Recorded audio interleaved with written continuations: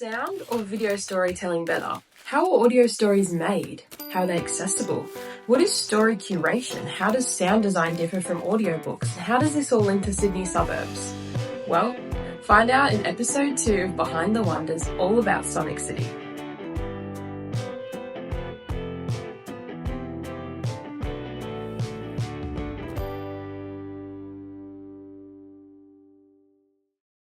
Welcome back to Behind the Wonders, presented by Echidna Audio and Spineless Wonders.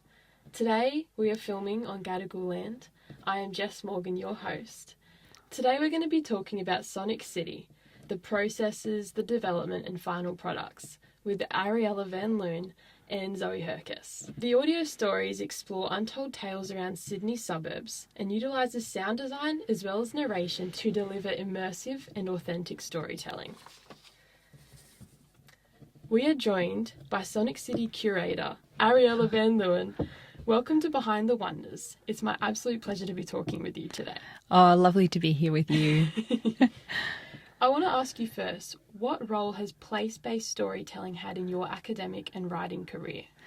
That's a really good question. I think I first became aware of the way that place could be so inspiring. When I was living in Townsville, I was kind of a little bit bored, so I would spend a lot of time in office works. And behind the stationery, it's a thing. It's a survival mechanism, right? And behind the office works in Townsville, there was this empty patch of ground. And I always wondered what had happened on that site. Why was it empty now? And so I went on to Trove, which is the National Library of Australia database, and I found out that on that site there had been a shooting.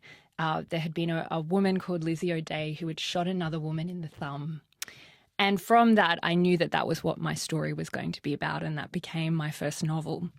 So I suddenly realized how generative place-based storytelling could be, and also how much local history and the relationship between place and local history could be so significant, particularly in the past. So the reason that now behind that office works there was nothing was that there had been basically what was a red light district in Townsville, which in a certain period of time was then the local council decided to knock it down and get rid of it because that wasn't the in the mind of the local council, this was not what they wanted to have in that place. Yeah. So it became very clear to me that place was a site where we could see erasure, where I guess memories could surface and then they could also be buried. So this was something that was quite significant. And now I teach a first-year writing class. We do place-based stories. Yeah. And this is something we start to think about the way that place stories become sites of memory, become sites of meaning-making. And so to me, it's very much a significant part of my practice. And it's really interesting when you live in a space for so long, you, I guess, take for granted what it has to offer in the stories, and then you hear things like Sonic City and you go, oh my gosh, these are places I've visited but I've never given enough attention to. Exactly right. And I think, we are in Australia, there are so many layering of stories. We know that we live on unceded Indigenous land, and that as soon as we set foot, as soon as we start thinking about place in Australia, we have to reconcile the unreconcilable Indigenous heritage that we live with as well. And then this is overlaid by many decades and stories on top of it that is then ongoing and evolving. So I think the sense that stories can be hidden and that place is a way of resurfacing them is a very powerful one. Absolutely. The latest Sonic City stories were inspired by imaginative recreation. What do you understand this term to mean? How does it differ from other ways of writing about the past? So when Bronwyn at Spineless Wonders approached me about doing the project and curating the stories, we talked a lot about the kind of stories that we were interested in. And for us then, and imaginative recreation kind of captures the idea that when you return to the past, it's always an act of imagination. There's always going to be in memory, in remembering, and in thinking about the past, but also returning to the past, perhaps that we've never occupied, that we have to imagine what that would be. And so these stories are always a construction of minds of the present reaching back into a past. But it's an act of reaching back that's kind of attuned to the historical detail and the archival detail. So it's not like completely made up. It's a hybrid genre between what we can possibly know through the archives, through memory, but also what is imagined and recreated and reconstructed. That is incredibly, like, I'd never thought about it like that thinking back is your own imagination as well. That's really, really cool. Well, curation is such an interesting role that I've always been curious about, because I think when we go to an art gallery or something, a lot of people don't take the time to acknowledge that someone has put in a lot of effort into specifically placing certain works here and there. So, and I can only imagine the pressure that comes along with making decisions. How did writers, I guess, submit the stories first for Sonic City? And then what was the involvement in selecting them? Yeah, it is a lot of pressure, because actually when anyone submits a story, you recognize that it's coming from their unique perspective, their unique voice. And so all stories that are submitted are done, with and deserve to be treated with respect. So we first put a call out through the Spineless Wonders website and through Bronwyn and my networks to try and solicit as many stories that we could about the city of Sydney. We ended up with almost 50 submissions in that process, and then we ended up choosing 7. So I was really compelled, in fact, by all of the stories. Actually, it's one of my job as an academic, but also when I do projects like this, I actually really love reading every story that comes to me and to hear voices that are different, new, raw, different perspectives. But ultimately, we have to choose some. And I think part of what I was looking for when I was selecting them was firstly the ability of the story to translate into sound, because we always knew that this was going to be a sound-based project. So that became, on the page, that looks like a real interest in rhythm and in voice and in, word selection. And I think when you listen to the stories again, you kind of hear how well they translate, because on the page they have a sense of rhythm and a strong voice already. And then we were also interested, we were limited by geographical area. It had to be in the city of Sydney, LGA. So that we had to cut out a few, even though they were quite interesting. And then the other thing that we were looking for was a fresh and new perspective, which I think these 7 stories do offer as well. Absolutely. They're all such unique voices and depictions of life. Yeah, absolutely. Really cool. They're so rich in their detail. Yeah.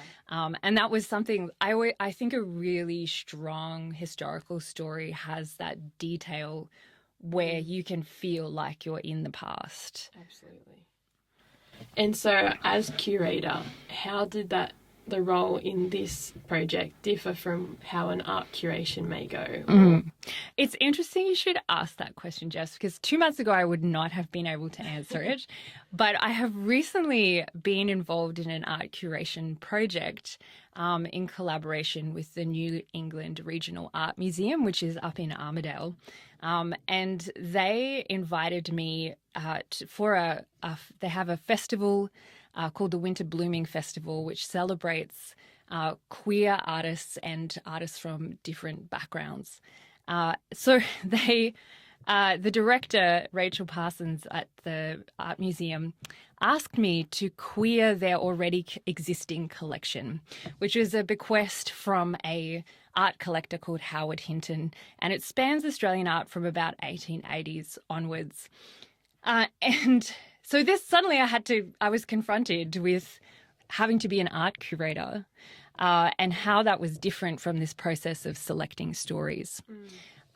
So to some extent, there was a lot more research involved in the art curation, because I needed to look at this already existing collection, which did have its own,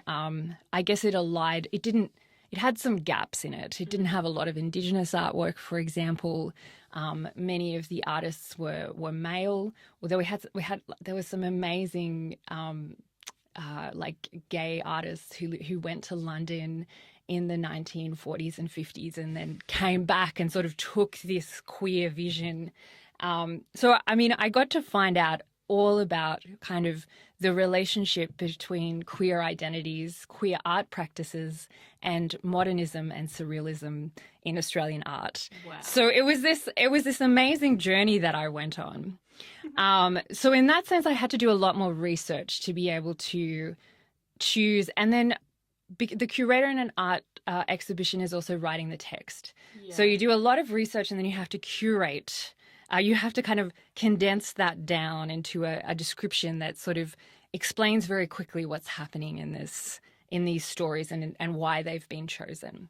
But what is the same, and what I also found in the curation of this activity, is that when you are engaged in, I guess, looking at a range of narratives or a range of art practices, that you are seeing the ways, I guess there are shared themes and shared interests, but each writer and each artist will take their own approach and vision, and this manifests in such diverse ways, and that in like putting them side by side and seeing how they resonate with each other, it's like a greater meaning is created through that act of comparison and grouping and thematically thinking through the connections between those works. That must be such an exciting but like a learning experience. Oh, absolutely. And actually it's fantastic that you say that, because I think the true point of writing and engaging with other writers and other work, and indeed any art practice, is that as you engage, you are kind of invited to see a different way of understanding the world, a different way. You almost literally embody for a moment the consciousness, the mind, and then the expression of another person. And in doing that, that is always a learning curve. Yeah. Right. And so that's what's so, I think, listeners, or when you go to an art gallery, you'd have the same experience, right? Where you come out a little bit different because you've been invited to occupy the space of somebody else. Right. Oh, wow. That is so cool. So once you had selected the pieces then, did you work with the authors, and what were the main elements or requirements then of your role after that? Yeah, so once we selected the pieces, we did go through a process of editing first the text, but keeping in mind that it was going to be translated into audio. And so part of the editing role was to get folk to think about how the audio medium was going to be different from the text medium. Yeah. So, for example, in the My Pink Dress story, there was the original version had a photograph that came with it, which was so gorgeous. But we couldn't include it. We had to think of a way that could be evoked in the audio. And even in Mr. Eternity, for example, that copperplate handwriting is a very distinct visual image that had been submitted in the original one, that we then I had to ask the authors, like, how do you want to translate that into an audio? And then it was also about thinking about what's going to be captivating. I think often we we have very short attention spans as humans, and I think we need to be hooked in early. And so the title and the opening paragraph, or even the opening sentences, need to have a lot of weight. And I always feel like as an editor, I spend more time on the title and opening sentences than anything else, and that was certainly the case here as well. The title has so much. I think I put more in it, like that extra energy into the title. Right. But it's also the hardest thing to get right. It is. Because it has that, like, street appeal. Yeah. It's like the don't judge a book by its cover, but people do anyway. Like, you're going to be judged instantly. Well, I might play us an excerpt of my pink dress then, so we've got headphones. They're at the IBM ball.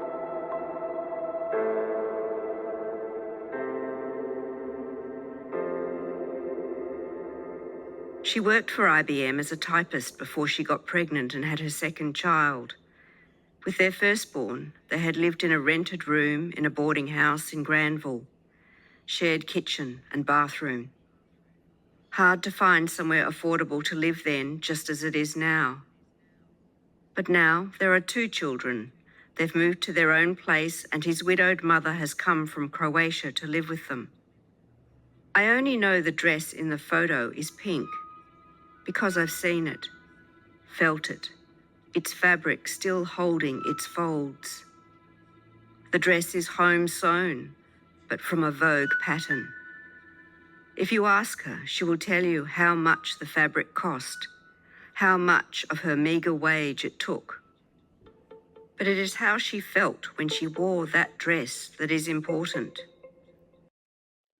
I feel like that story in particular just shows the power of intergenerational memories, which plays into this sense of looking into these suburbs in the city. Yeah, I mean, that was this story was really compelling, partly because its premise, which is this wanting to create this Vogue designed dress, and then that being passed on to another family member, and that being the memory and the kind of deliberate drawing attention of the difficulties of the past with today, which I also think is a really compelling moment when we are reminded of ongoing, unresolved, economic struggles, for example. So I think in doing that intergenerational comparison, meaning is really created in quite a powerful way. Absolutely. That was another one of my favourites out of the collection. Yeah. So as a writer, reader and listener, how do you think the interactive map then is it's a really clever platform for storytelling, but how did you find that navigating it? I think your question about places reveals, that like having a map and like kind of thinking about how a story is located in a place is really significant to the way that it might be interpreted and meant. And I think there's a lot of delight in kind of wonder, I guess, in some ways, in physically being in a place and then knowing that this was where a certain story happened, or a certain imagined version of it anyway. And that adds this, I think, in being in place and listening in place, that creates a different kind of meaning that is an extra layer on the way that we might interpret these stories. Absolutely. And I loved being able to move around and click on a different area and have a new story play to me. It felt like I was actually going on a little bus trip around Sydney. Yeah. And there's something really amazing about like moving through spaces and engaging with narratives in that really embodied way. Yeah. Well, you have a PhD in creative writing. How does that background inform your role with Sonic City? It's very interesting. So my PhD in creative writing looked at using oral histories in historical fiction. So, curiously enough, this project actually, I don't think it was curiously, I think Bronwyn chose, contacted me deliberately, because I am, apart from the fact that I have submitted works to Spineless Wonders and really enjoyed the process of working with the team on editing and having work published on their digital platform, I also am really interested in the way the kind of hybrid genre of historical fiction, that kind of act of imagining the past. But I'm also interested in the way we speak and tell stories. Yeah. And I think when it's kind of coming at writing historical fiction via thinking about the way we tell oral stories, and the relationship between the past and memory, and how fiction as a kind of active imagination itself adds an extra layer of meaning making. I came to understand the ways that, reconstructing the past is a mode of making sense of our present day. Yeah. And that act of storytelling is what happens in oral histories as well.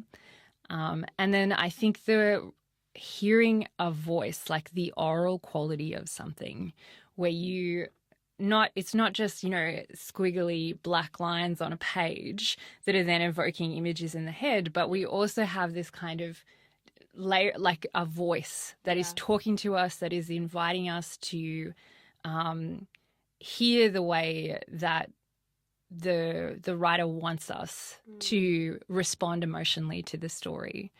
And the other thing that I really like about these audio things is that Australian accent. Yes. There's something about the way, you and I are both Dutch migrants. We had this conversation, but we speak with Australian accents. And I think that this is something that happened certainly in my family when my Oma and Opa migrated. They were very much, we want to assimilate. But there's a certain kind of still sound of migrant accent. The Australian accent is really quite diverse. Yeah. And I think hearing that as a piece of local history is also quite compelling. Absolutely. No. And so then juggling Sonic City with the rest of your career, how do you manage that? Yeah, good question. No, well, I'm very lucky actually, because I'm a academic in creative writing. Yeah. So part of the delightful part of my job is that I get to write, I get to research. And so for me, I see this kind of curation work, working with innovative publishers like Spineless Wonders, is part of how I give back to writing community. And that's part of my job, really. So for me, it is about making the time to prioritize building writing community and connecting with other writers as part of my own writing practice. That's a very special leadership role that you have in the creative community then. I hope so. I am also terrible at networking, which gets in my way all the time. But yeah, I do feel like as an academic and as a researcher who also writes creatively, part of my job is to nurture other voices and other writers and to make sure that there's ways that they can be heard, however I can, Pretty special. Good job. Well, do you see Sonic City expanding? Like, how far can you see this going? Oh, I mean, there's a kind of there's an infinite number of stories that can be told about place. I think we always run out of money and time. is really our only limitations, and they're quite significant ones. But I can see the way that this model of place-based storytelling, this model of engaging with the past can really expand. At the moment, I'm doing some work with a curator, and we're telling object stories, object biofictions, we're calling them. So there's like a way that you can think about an object as having a life, a lifespan, just like a human being. And different points in that life story can be moments of narration and storytelling too. So, for example, it may not just be place, but there might also be objects that are, not that I have actually said anything of this to anyone except in my own brain, but so who knows? I would like to see it expanded in some way. No, you can though, like, resonate. I don't know, you find a connection with a certain thing in a space, and you like, it isn't just like the actual location. But Yeah. I love it. Oh, that staircase is where I met up with my sister, or Yeah, exactly. And I think it sort of speaks. I think in the past we sort of always imagined that writing is a very cerebral activity that we just do in our brain and our imagination. But I think stories like this and like place stories, object stories, they remind us that we exist in this embodied material world that shapes us just as much as we shape it. And that interaction is, at that point, and that's the moment of meaning making. Well, I thought I would ask you, just to finish off, do you have a favourite of the stories? I mean, I love them all. They're all so diverse. I do love, I think it ended up, the title changed. I think it's called The Master Tea. With the queers making the zine and consulting the oracle. Yeah. I do love that story. There's something really resonant and sort of, yes, definitely intergenerational about being like, let's get the oracle to tell us what kind of zine we should make. That definitely, I'm so into that, actually. Yeah. Do you have any upcoming work that anyone should be looking out for? I'm working on a novel at the moment, which I finished, and now I need to put it out into the world to see if anyone will nibble at it. So that's my next step. Oh, that's so exciting. Well, congratulations, and thank you so much for coming in. Yeah, thank you. I am joined with Zoe Hercus, who is highly involved in bringing Sonic City to life, including being assistant producer. It's so lovely to have you here with me. Thank you for coming in. Oh, it's great to be here at the studio that I work at, you know? Yeah. I'm here all the time. I mean, what's another day? Zoe, for our listeners, would you mind giving us just a quick rundown of your creative career path so far? Well, I am currently doing a media and communications degree at the University of Sydney. So that's kind of like the beginning of like all of my creative work. I got in touch with Bronwyn through my supervisor. Right now I'm working on like a kind of publishing adjacent media thesis. So my supervisor got in touch with Bronwyn to kind of hook me up with like a media internship, and I really love doing audio production stuff. I do a little bit of music on the side, so I love sound, everything to do with sound. I love doing it. And Bronwyn was like, "Hey, we've got this Sonic City project. Do you want to just jump onto it and like give it a go?" And I was like, "Yeah, why not? I'll get into it." Yeah. Oh, that's awesome. And where do you kind of envision going in the future? I know. Isn't that the worst question that any uni student wants to hear? I'm not sure. I mean, the thing I think I loved most about doing the Sonic City project was I was kind of I wasn't there for the beginning of it, but since I jumped into it and started doing all the recording, I've kind of been involved with the process like all the way through now to the end. And I kind of love that. Like I love not just doing the sound. Like I also did a little bit of like the promotion stuff and working with the authors and like working with the sound designers. So I kind of loved like having the project is kind of like my baby in a way, and holding it through. So I think like that's kind of where I see myself, is taking projects and just kind of like leading them through to the end. I don't see myself like specifically focusing on sound, but trying like holding onto a project and making sure that like its kind of creative goal or its creative idea gets like pulled through to the end of the project. That's It kind must of feel like satisfying.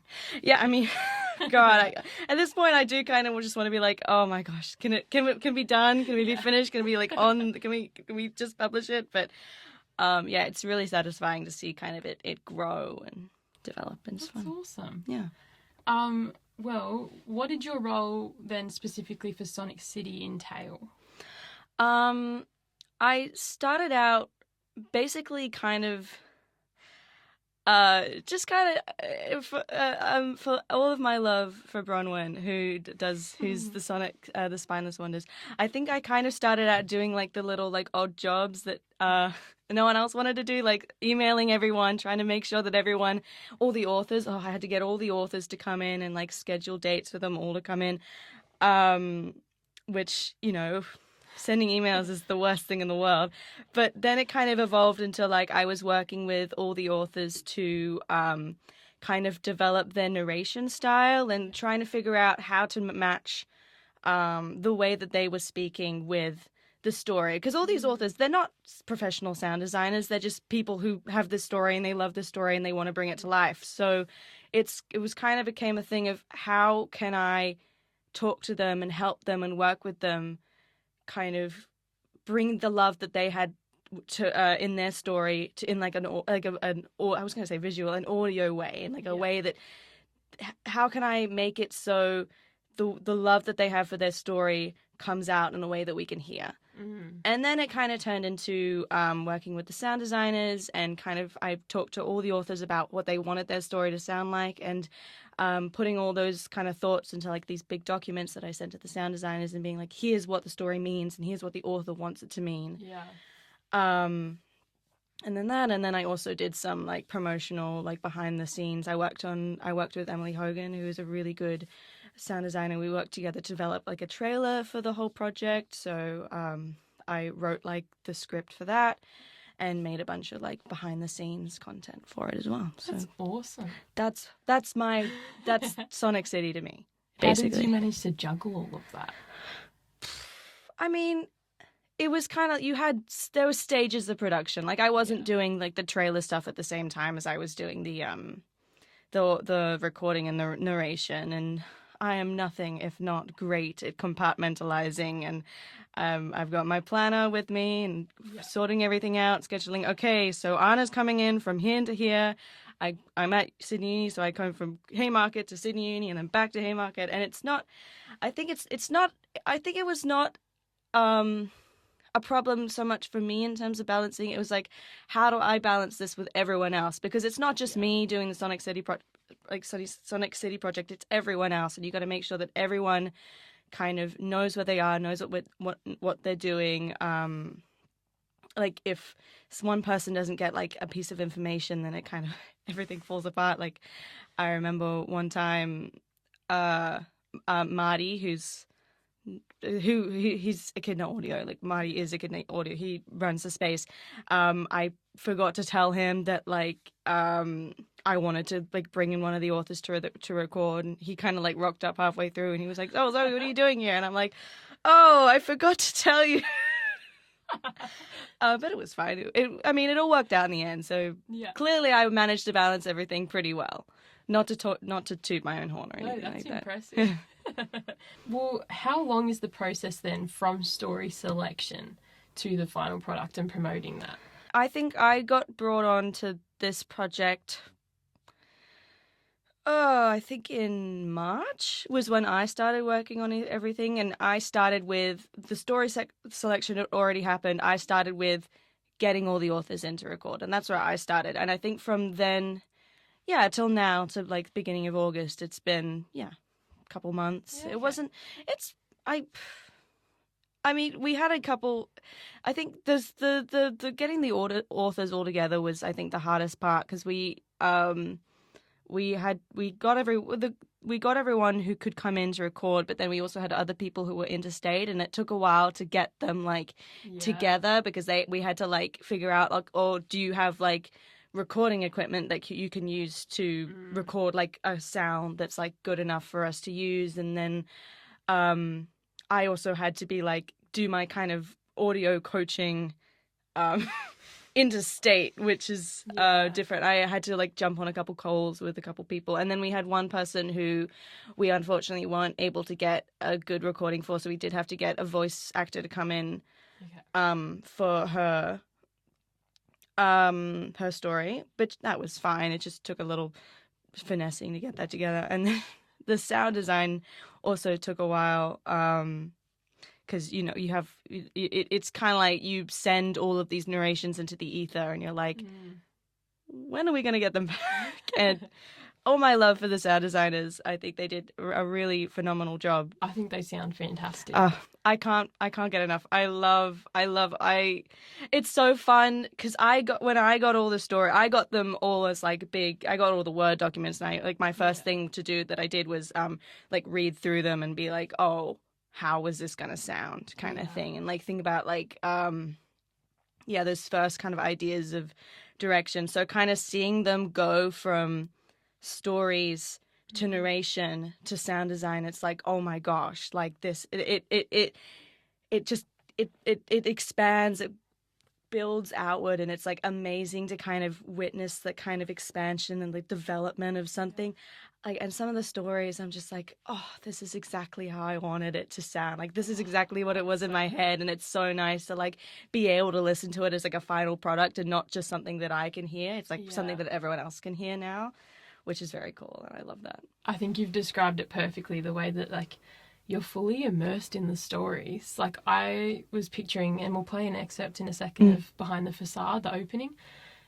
It is like, I can literally feel like I'm in the space for all of them. Yeah. And it's really, really cool. It's not just like when you're reading a story and you make it up in your head. This is physically like gifting in this whole other... And that's like the whole point of the Sonic City project is it's supposed to be an immersion into space. I mean, the first one was all the modern kind of stories, and they're very much like, here we are in a place in Sydney that you can visit. This one's a bit different because it is historical, so it's less, I guess for me it was less concrete when I was reading it, because like some of these places, like, I don't know about you, but I wasn't living in Sydney in the early 1900s. I mean, I'm sorry. I had too much going on at the time. I wasn't able to experience Sydney during the bubonic plague. So, like, I don't know what that sounds like. I don't know what that is. Yeah.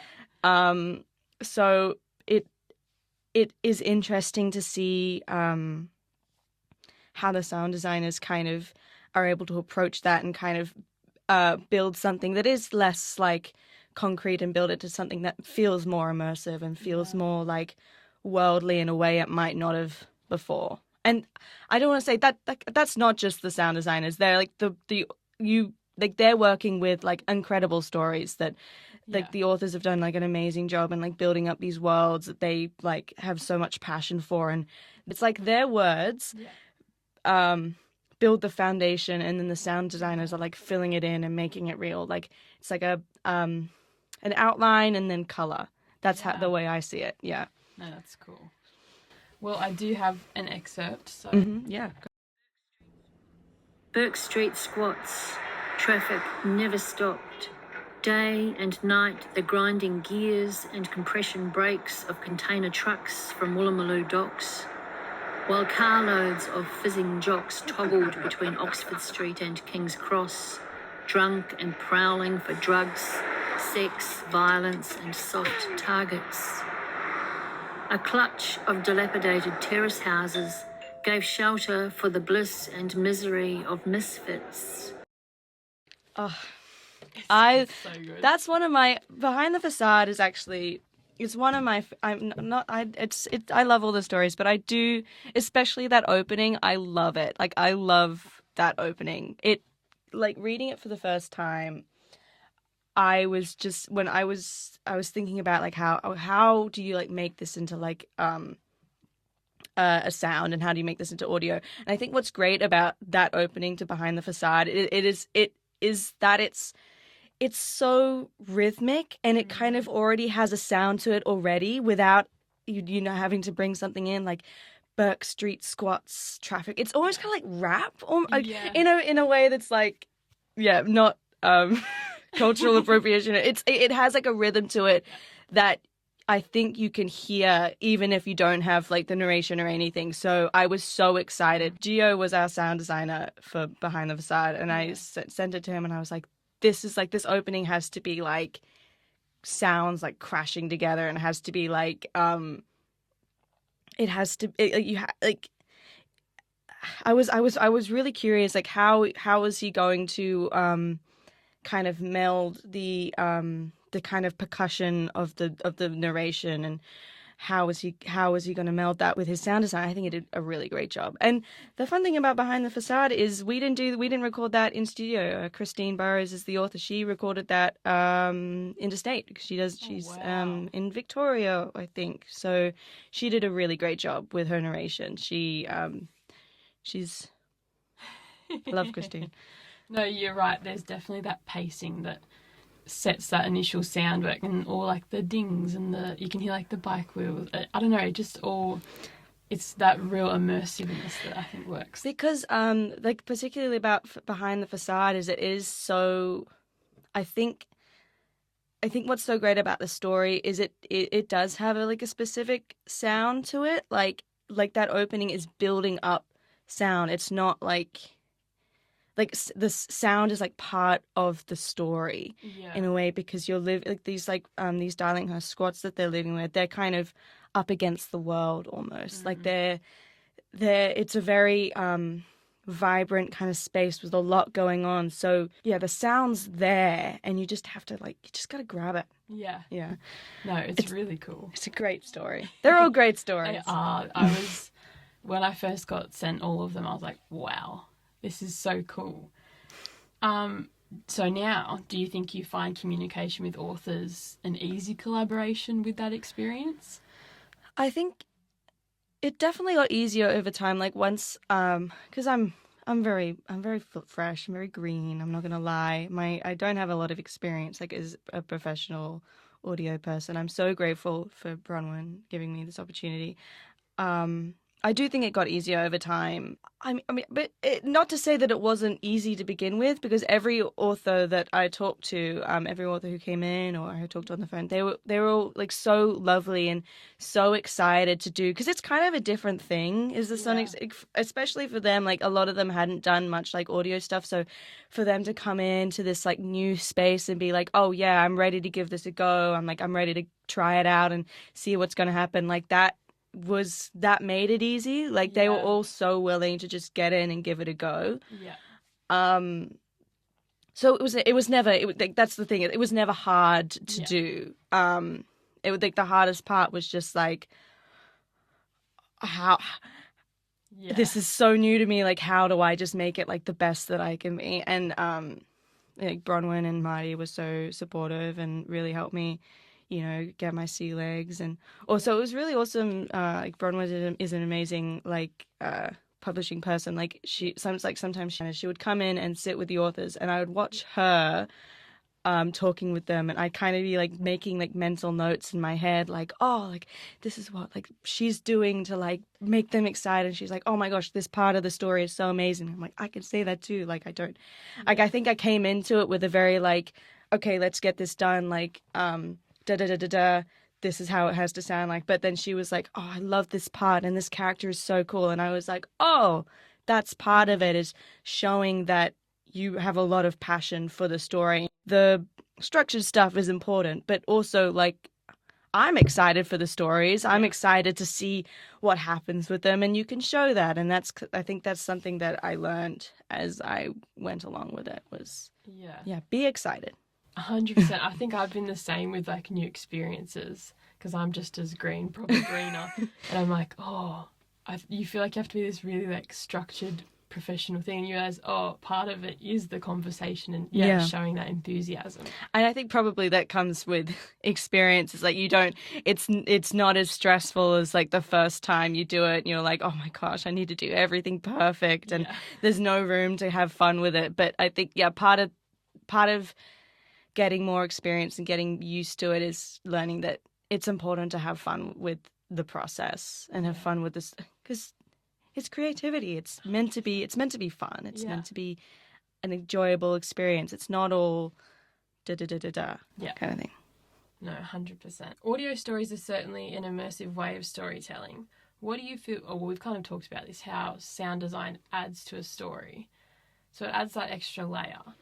Did you ever, like, I guess getting into audio, did you ever, I don't know, find yourself listening to audio stories before this? I think audio was the best way to get immersed into something. Like, think about how important, like, music and sound design is in a film. You know, you've seen those like videos online where like someone changes the sound of like underneath like a horror movie and it completely changes the vibe. I think audio is so important, especially for emotion. Like, audio is so important for creating an emotion and creating a sensibility that I don't think we really acknowledge as much as we should. And yeah, it's a great little medium. It's a great little niche, and it's growing. I mean, podcasts are everywhere, but it could always be more. And audio fiction, I think, is a big kind of niche that I think definitely could be explored more than it is. Yeah. At the moment. I didn't know enough about it with all the extra sound design instead of just like an audio book.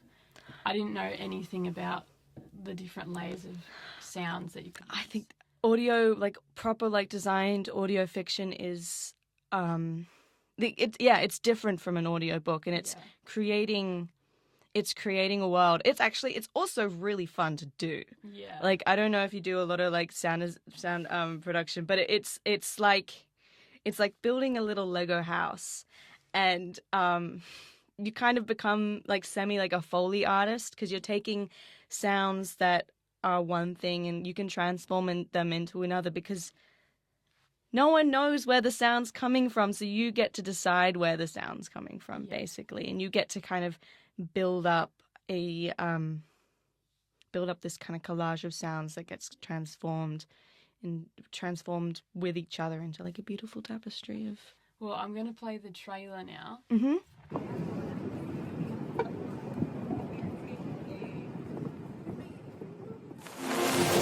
Burke Street squats. Traffic never stopped. Day and night, the grinding gears and compression brakes of container trucks from Woolloomooloo docks, while carloads of fizzing jocks toggled between Oxford Street and King's Cross, drunk and prowling for drugs, sex, violence and soft targets. Experience the history of the Sydney city. I pat Ned's soft muzzle, and he snickers and swishes his tail. And I dream of climbing the fence and riding him into Centennial Park, where it will be cool and green and away from all the shouting. Sounds drawn out from the silence. So what is the fabric that makes a dress sing? What spins a memory? A larva, a cocoon, then filaments unravelling, lines of salmon thread and a warp weft weave. Antiquated places. Now descending to the hushed end of the tunnel, moving towards the botanic garden where the roots of fig trees drip thyme. Deep inside and towards the back, two pale outlines of kids with ropes, with their choice of hair, plaits or not, and outfit, skirts or shorts, gendered the elegant dark grey doors of the theatre toilet. And invisible faces. We shout, "We are the rejected," across Blackwattle Bay. The city still has portals. Now and for all eternity. The beginnings of dreams. 3 young queers sat cross-legged on the floor of a ramshackle red fern terrace, making the nation's first lesbian erotic zine. Courtesy of Spineless Wonders and Echidna Audio. Sonic City, Spoken Histories. Secrets of the past and the stories that live in them. Supported by the City of Sydney Cultural Fund. Made on the Gadigal land of the Eora Nation, whose sovereignty was never ceded.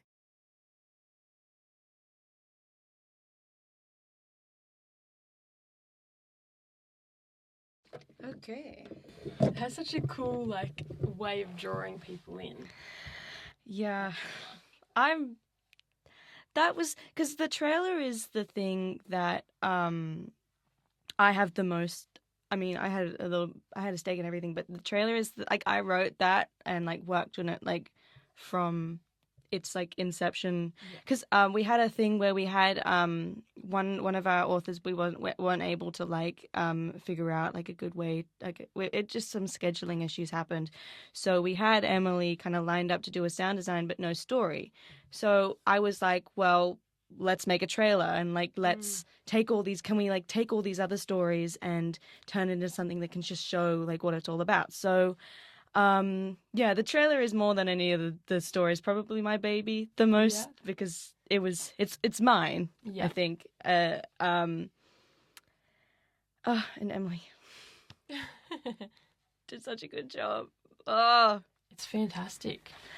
I'm just really glad like I had this idea of like I really wanted a way to like show off all the little bits of all the stories, and I did try to pick parts of the stories that had like connections to different places in city, because that is what the Sonic City project is about. It's about connecting the stories to like the places in the city. So I did try to like connect the excerpts that we used to like they were the excerpts that had the most like specific references to places. And I wanted to have them kind of like emerging out of the darkness, and like because that's kind of how audio is. Like it's no visual. It's just kind of sounds drawn out from the silence. I really love it. I think Emily did a great job with it. Yeah, and it just like it's so unique to have a project where it is picking up different authentic stories from around a city. Like I've never really heard of anything like that before. I mean, so if you haven't heard anything like it, Sonic City 1. There you go. I mean, yeah, I can't really talk much about the actual like idea process. Like I'm just kind of here to bring it to life and bring it to fruition. But I think it's a good way to learn a little bit more about, especially this one, learn a little bit more about the city and the history underneath it. So I think it's good. Well, the last kind of thing I wanted to ask you is, did you have a favourite story that you produced? I mean, I love all of them. They're all great. I think I do have a soft spot for Mr. Eternity. Yep. We worked with that was the one that we had to work with a voice actor for. So it was a really big difference for me to kind of work with Aileen, who was our voice actor, and because she jumped in and she was just like brilliant. But also I had an idea for how it was going to be, and I had an idea for like it has like these big like eternities that kind of echo out, and I had an idea, and I was like, oh, this needs to be like big. It has to be echoing, and it did. And it was everything, and I was just like, oh, this sounds exactly how I wanted it to sound, basically. And I just love the story. And Olivia Campbell was the writer for that. She just has written an amazing story, and it was so nice for me to kind of bring it out and bring it into the world. That was one of my favourites. So it's a great story. Yeah. Well, thank you for coming in. No worries. And hopefully talk to you soon. Yeah, thank you. It's been incredibly informative and thought-provoking to chat with both Ariella and Zoe about our unique audio story project, Sonic City. All stories on Sonic City are available to listen to on the website and explored on the interactive map on the website. I would like to thank both Zoe and Ariella for taking the time to speak with me, and I look forward to seeing where Sonic City progresses. Thank you for listening to episode 2 of Behind the Wonders. I'm Jess Morgan, signing off. Thank you.